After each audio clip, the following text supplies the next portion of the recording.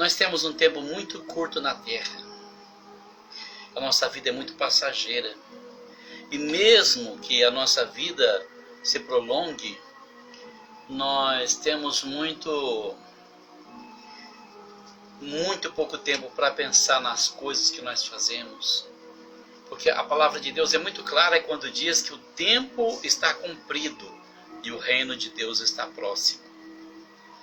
Eu estava meditando na palavra de Deus agora à tarde e eu queria falar com vocês a respeito do seguinte tema: quem está no controle da sua vida? Quem é que está no controle da sua vida? Quem é que manda na sua vida? Quem é que determina os destinos da sua vida? Você? Alguém da sua família? Você faz planos? Talvez você tenha feito muitos planos, mas pode ser que nessa noite o Espírito Santo de Deus esteja falando ao seu coração: jogue fora todos os seus planos, porque eu tenho um plano melhor para você. E tem. Olha a história da minha vida. Olha o que Deus tem feito na minha vida. Eu tinha 23 anos quando Ele me encontrou. Ele apenas pediu que eu entregasse o meu coração para Ele, que eu o seguisse, que eu andasse pelo seu caminho. Ele mudou totalmente a minha história. Totalmente. Quem conhece a minha história sabe a vida de fracassado que eu vivi e como as coisas mudaram para mim desde que o Senhor entrou na minha vida. Eu acho que está na hora de você começar a pensar também que a pessoa que mais ganha com isso é você. No Evangelho segundo São João, capítulo 21, no versículo 21 e 22, está escrito assim: Vendo Pedro a este, disse a Jesus: Senhor, e deste que será? Disse-lhe Jesus: Se eu quero que ele fique até que eu venha, que te importa a ti? Segue-me tu. O que é que significa essa palavra? Bom, se você ler os versículos seguintes, você vai ver que entre os apóstolos divulgou-se um boato que Jesus tinha falado que o apóstolo João não morreria, não provaria morte. E é natural que as pessoas às vezes aumentem as coisas, que as pessoas ouçam a palavra de Deus, interprete de uma forma errada e de repente começa a acreditar que a coisa é de um jeito quando na verdade é de outro. É por isso que a palavra de Deus nos diz em Hebreus que nós não podemos endurecer o nosso coração para que nós não sejamos enganados pelo engano do pecado. É muito sério isso. O apóstolo Pedro tinha passado por uma experiência incrível. Ele era o mais trapalhão dos apóstolos, mas também o mais fiel. Só que ele fez uma besteira.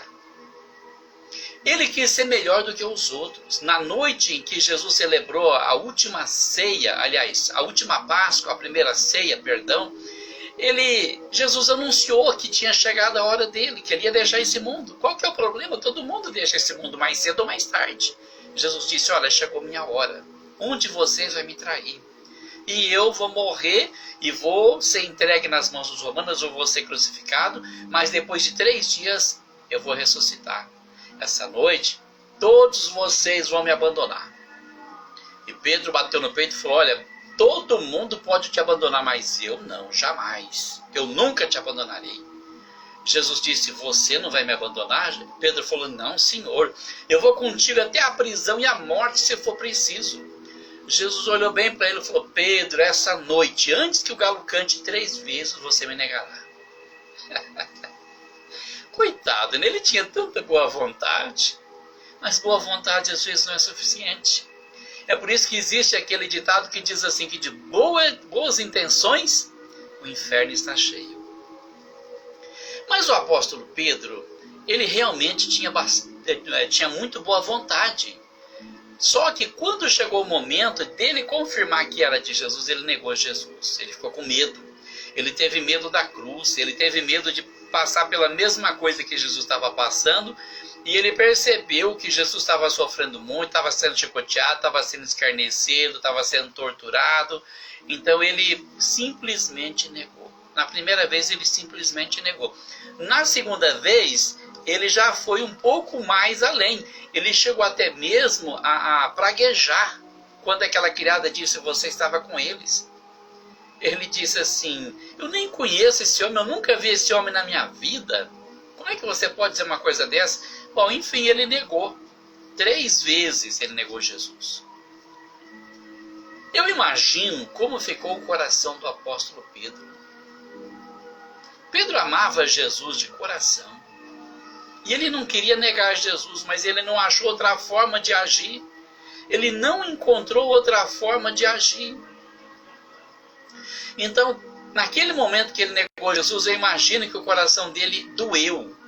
E quando o galo cantou e ele lembrou que Jesus tinha avisado que ele ia ser negado, então ele foi lá para fora, procurou um cantinho escondido e chorou amargamente.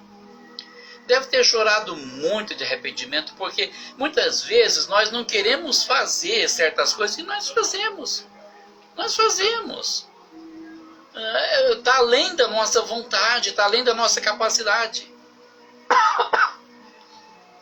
O apóstolo Pedro deve ter ficado esperando o momento em que Jesus ia usar o poder dele para se libertar dos romanos, tomar o reino. Então ele chegaria diante do Senhor e diria, Senhor, me perdoa porque eu te neguei.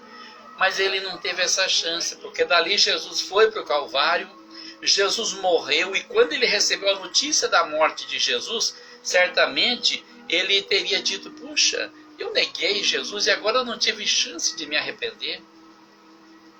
Eu não tive chance de pedir perdão para o Senhor. E ficou com aquele sentimento de culpa, porque ele não tinha tido a oportunidade de ter um particular com o Senhor. E foi embora pesaroso, passou aqueles 3 dias de luto, chorando amargamente, arrependido daquela negação. Mas, na manhã do domingo, uma notícia fez com que brilhasse uma luz na escuridão. A Maria Madalena entrou correndo e disse, olha, Jesus ressuscitou. Jesus não está mais morto, Jesus está vivo. Jesus falou comigo. E ele foi correndo na frente de todo mundo para chegar no túmulo. E certamente ele queria chegar primeiro porque ele queria ter um particular com Jesus.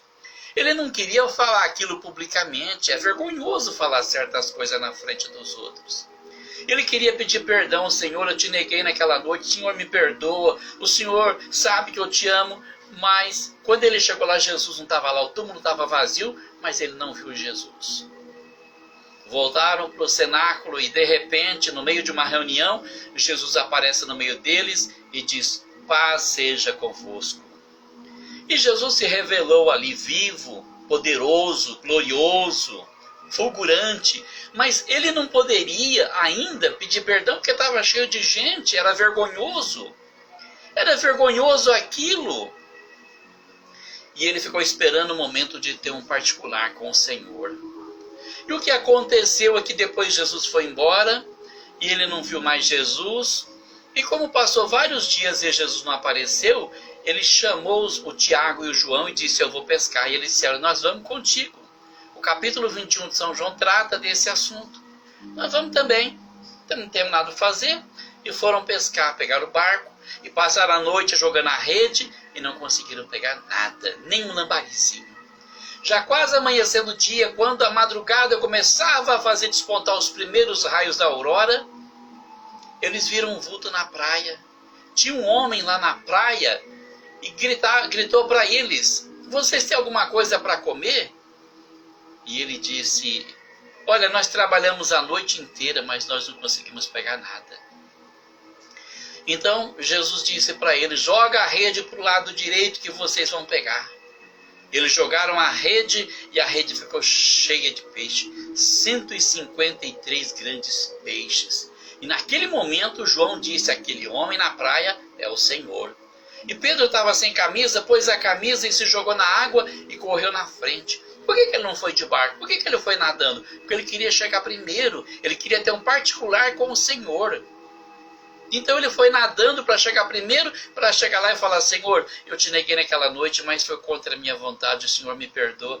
Mas quando ele chegou, ele não achou essa liberdade de falar com o Senhor. Ele ficou com vergonha e o Senhor já estava ali com uma fogueira acesa, já tinha um pão ali e já tinha um peixe na brasa também. E Jesus falou, venham para cá, venham comer. Os outros discípulos foram chegando, eles encostaram ali, os 4 começaram a comer, e Pedro queria falar, mas não achava jeito de falar.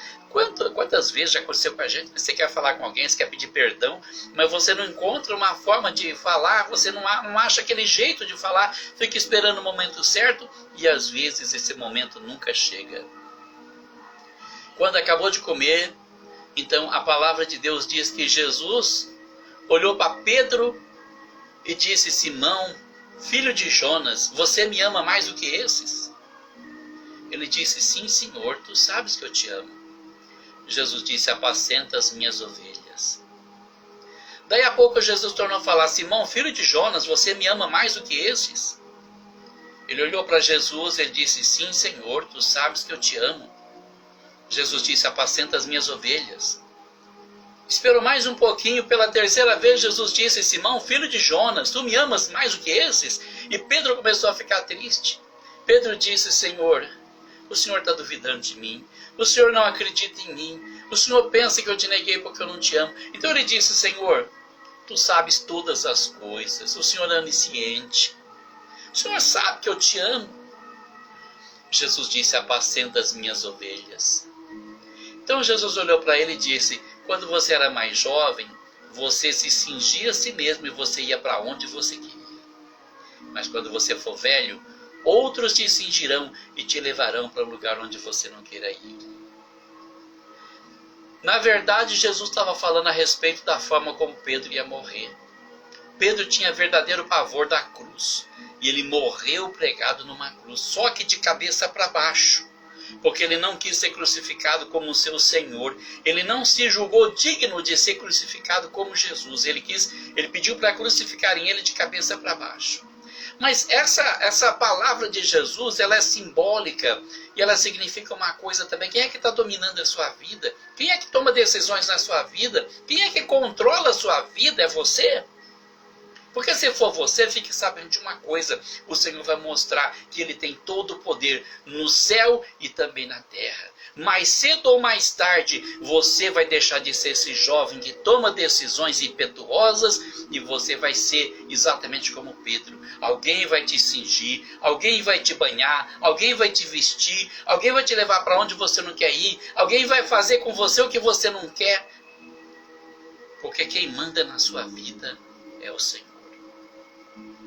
Quanto mais cedo você entender isso, quanto mais cedo você se entregar à obediência da palavra de Deus, ao controle do Espírito Santo de Deus, mais depressa a sua vida vai ser abençoada, mais unção de Deus vai cair na sua vida, os negócios vão dar certo, tudo que está bloqueado vai se destravar, as portas vão se abrir, os caminhos se abrirão diante de você, porque aquele que te guia, para ele não tem obstáculo. Mas enquanto você estiver controlando a sua vida, você jamais vai conseguir transpor certas barreiras que somente o Senhor pode quebrar. Então abre o seu coração agora. Abre o seu coração, deixa o Espírito de Deus falar com você. Leia a palavra de Deus, ore a Deus e diga: Senhor, me dê entendimento da tua palavra, porque eu preciso da tua direção na minha vida. Eu preciso parar de tomar decisões sem orar, sem consultar o Senhor, sem ler a tua palavra, sem meditar na tua palavra, sem pedir a tua direção. Precioso Espírito Santo de Deus, começa a controlar minha vida, meu ser, meus sentimentos, meus pensamentos, as palavras que eu digo, que muitas vezes as palavras que você diz não são do agrado de Deus. As decisões que você toma muitas vezes não são do agrado de Deus. E Ele vai deixar você fazer o que você quiser da sua vida, até chegar no momento em que você vai ter que reconhecer que Ele é o Senhor. Olha para o exemplo de Nabucodonosor, rei de reis, senhor de senhores, dominava todos os reinos ao redor da Babilônia. Mas pela palavra de Daniel, o profeta, Deus avisou que se ele não se humilhasse, ele seria posto num canto como um doido. 1 ano se passou desde a profecia, Nabucodonosor não se humilhou. Nabucodonosor continuou achando que era grande, que era poderoso, que era glorioso, que fazia o que queria e ninguém mandava nele, que tinha domínio sobre todos os homens, e ele perdeu a razão. Ficou louco. A barba cresceu, o cabelo cresceu, as unhas cresceram, ele parou de tomar banho, começou a babar. Ficou louco, ficou doido. Passou 7 anos vagando pelo campo como um animal, para reconhecer que Deus é que tem domínio na vida dos homens, que é Deus que determina o nosso destino. E quando 7 anos, de acordo com a profecia, se cumpriram, a Bíblia diz que a razão voltou à mente de Nabucodonosor. Ele olhou para o céu e ele deu glória a Deus. E a mente dele foi restituída, e ele foi restituído ao seu trono e voltou a ser o grande rei Nabucodonosor. Deixa Deus entrar no seu coração. Deixa Ele dominar a sua vida. Deixa Ele tomar decisões por você. Joga os seus planos fora e deixa os planos de Deus acontecer na sua vida. Leia a Bíblia Sagrada, creia nela acima de qualquer coisa, acima de qualquer outra coisa, de qualquer autoridade. Nem padre, nem pastor, nem familiar. É você e Deus. O seu particular é você em Deus. Um dia você vai entender que era só você e Deus e mais ninguém. Um dia você vai entender que os seus amigos vão te deixar, a sua família pode te desamparar, as pessoas que você mais amava e mais confiava podem te decepcionar. E era só você e o Senhor Jesus Cristo. Então deixa o Espírito do Senhor Jesus Cristo tomar conta da sua vida. Leia a Bíblia. Ore pedindo entendimento, diga: Senhor, eu preciso compreender os mistérios da Tua Palavra. Fala comigo em sonhos, em visões e revelações, através da Tua Palavra. Me faça entender qual é a Tua vontade para a minha vida, porque eu quero deixar de viver essa vida medíocre que eu tenho vivido e viver uma vida cheia de esperança na direção do Teu Espírito. Eu tenho certeza que a sua vida será uma bênção e você também terá uma história maravilhosa para ser contada. Deus abençoe você, sua família e o Brasil.